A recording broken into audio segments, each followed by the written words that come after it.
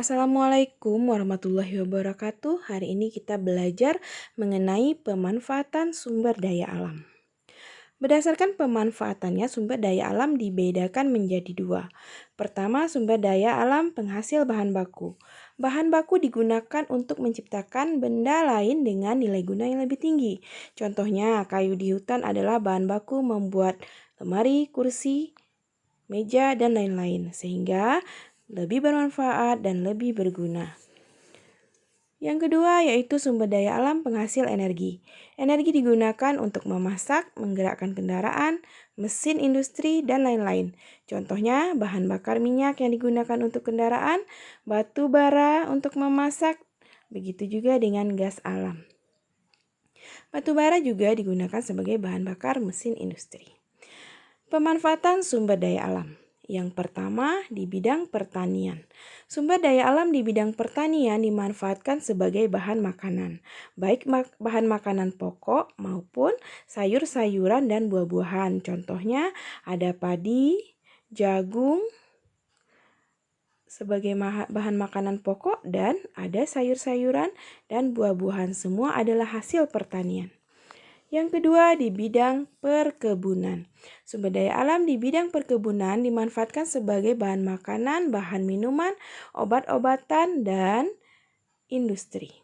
Contohnya ada teh sebagai bahan minuman, kopi, kulit manis, ada sawit, ada kelapa, ada tembakau, ada cengkeh, pala, tebu, coklat, karet, jambu mente, dan lain-lain. Itu adalah beberapa hasil dari bidang perkebunan. Yang ketiga yaitu di bidang peternakan. Sumber daya alam di bidang peternakan bisa dimanfaatkan sebagai bahan makanan seperti daging, telur, dan susu, sebagai bahan kerajinan dan pakaian seperti bulu ayam, bulu kambing, kulit sapi, dan bulu domba. Contoh hewan-hewan yang diternakan, ada sapi yang menghasilkan susu, ada sapi yang menghasilkan daging, ada kambing yang menghasilkan susu, ada kambing yang menghasilkan daging, ada bebek, ada ayam yang petelur, dan juga ayam yang diambil dagingnya untuk dimakan. Pemanfaatan sumber daya alam yang keempat yaitu di bidang perikanan. Sumber daya alam di bidang perikanan bisa dimanfaatkan sebagai bahan makanan, kerajinan, dan bahan perhiasan. Contoh sumber daya alam di bidang perikanan yang dimanfaatkan sebagai bahan makanan ada ikan berbagai jenis, ada cumi-cumi, udang, rumput laut, sedangkan untuk perhiasan ada kerang mutiara dan kulitnya bisa dijadikan sebagai bahan kerajinan. Yang kelima yaitu di bidang kehutanan. Sumber daya alam di bidang kehutanan bisa dimanfaatkan sebagai bahan makanan dan minuman, bahan bangunan, dan bahan kerajinan.